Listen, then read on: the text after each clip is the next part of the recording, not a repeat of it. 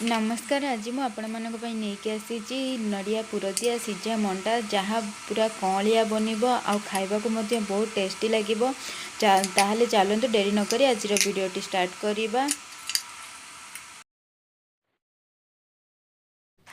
एठी देखंतु मु गोटे ताटिया चावल को पूरा 8 घंटा बतुरे रखीदे। चाउल को एमती देखिए दी भांगे हो पूरा चाउलटा भल भाव में बतुरी जाइए।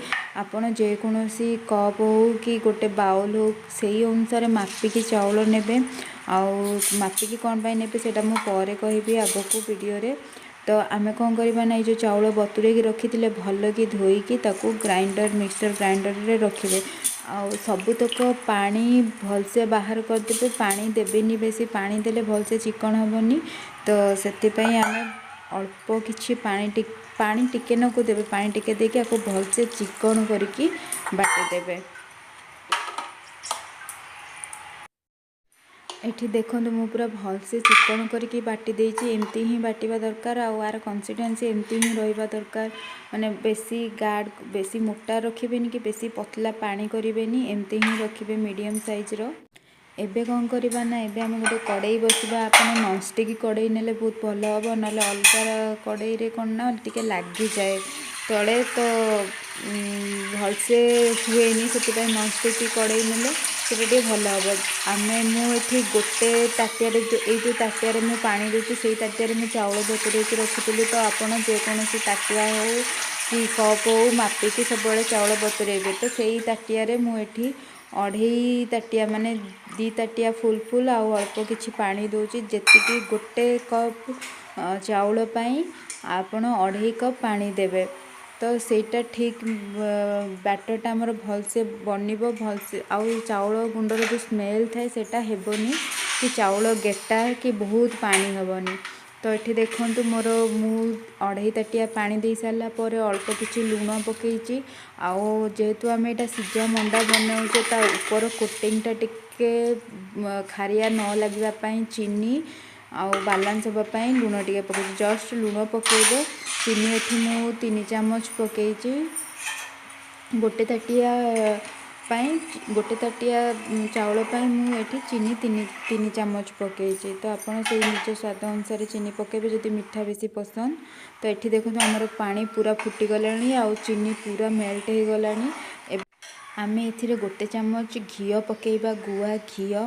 ये घी पकेबा द्वारा कौन हम ना आपणकर जब कि आणटा लगी कड़ई रे तो सेटा हेनी आ बहुत भल फ्लेवर आसब पिठारे। तो ये मु गोटे चामच घी नहीं जाइए। आपड़ चाहिए अधिक पकई पारे कि मु गोटे चामच पकईची। नहले आपण एटा को स्किप भी करें किसी सेमती दरकार ना कि घी पकईले बहुत बास्ना हुए बहुत भल फ्लेवर आसे पिठारे बहुत भल लगे। तो एबे आमे से जो बाटिकी रखी थे आण को धीरे धीरे गोटे हाथ में गोलेबा आ गोटे हाथ में पकेबा। एकाथर जब पकईदेवे ताले सेटा बहुत गेटा हो भल हेनी। आउ गैस को सब लो टू मीडियम फ्लेम रे रखिकी ही आपन ये आणटा को बैटरटा को गोलेबे ना सांगे सांगे गेटा हो सब भल हेनी सांगे पोड़ीज आ चाउलर स्मेल भी हम। तो ये देखो मुझे धीरे धीरे गोलूची। तो सेमती गोलेबे आईटा 5 मिनिट रे ही रेडी हो। बेसी टाइम लगे 5 मिनिट रे पूरा गोटाली हो।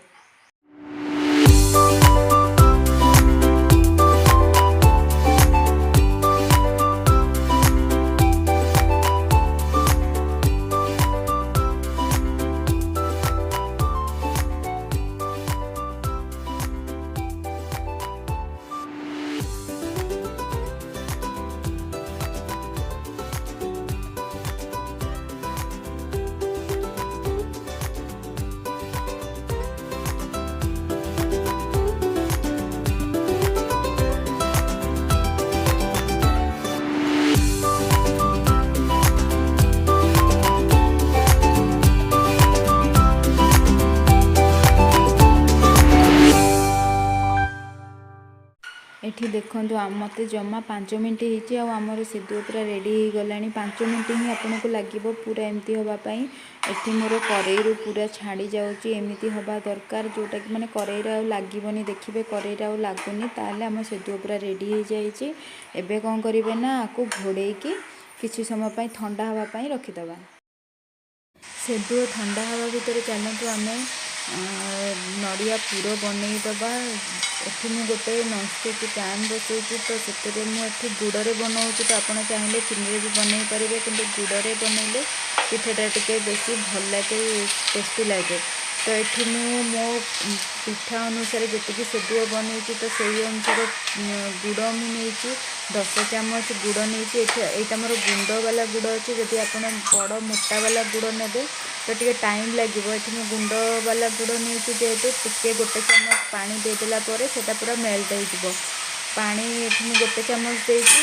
ଦେଖନ୍ତୁ ଭଲସେ ମେଲ୍ଟ ହେଇଯିବ। ଏମିତି ଆମେ କିଛି ସମୟ 5 ସେକେଣ୍ଡ ରହିବା ପରେ ସେ ଅଟୋମେଟିକ୍ ପୁରା ପାଣି ହେଇଯିବ। ତାପରେ ଆମେ ଯାଇକି ନଡ଼ିଆ ପୁର ଦେବା।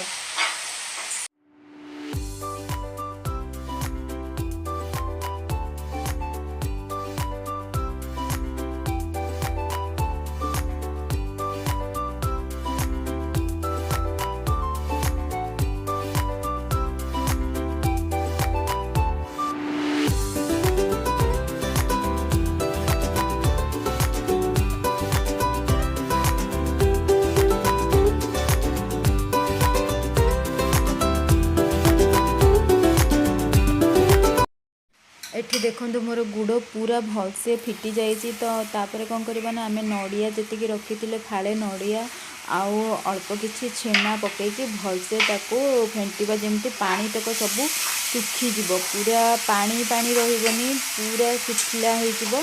ସେ ପର୍ଯ୍ୟନ୍ତ ଯାଏ ଆମେ ଫେଣ୍ଟିବା। ଏଠି ମୁଁ ଛେନା ବି କିଛି ପକାଇଦେଲି।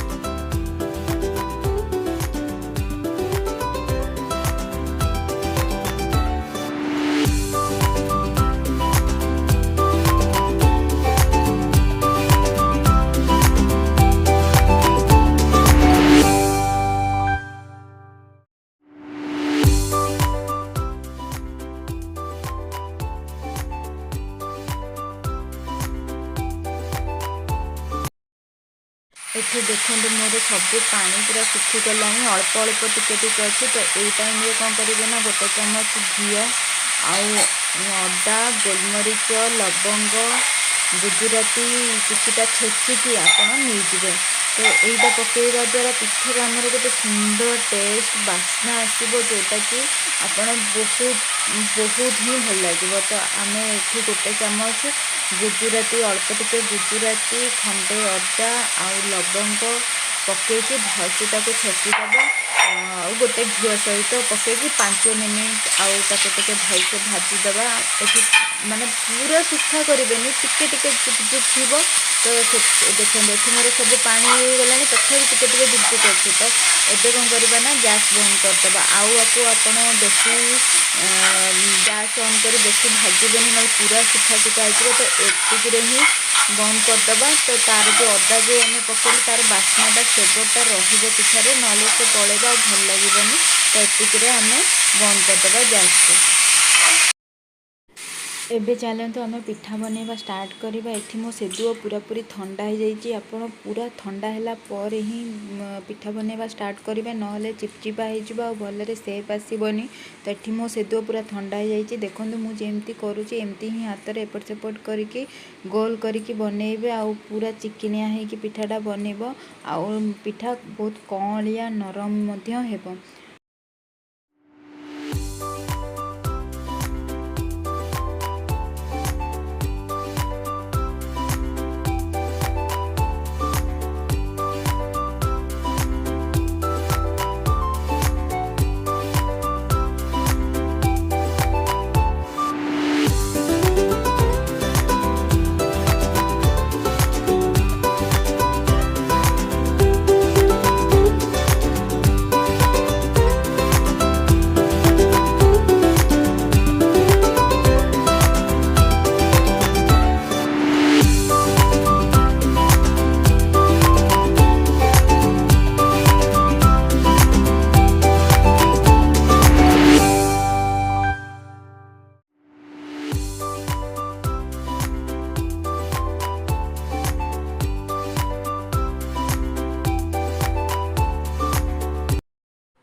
एबे आमे इटिल छांच बसैवा पानी पूरा भलसे गरम होला परे सबुतक पिठा जहाँ आपण बनैथिबे ताकू आस्ते किना रखिदेबा और घोड़ेदेबा। आपको आपण लो टू मीडियम फ्लेम रे 15 मिनट सिझापी छाड़ीदेवे आउ ये बहुत भलरे सिझीज।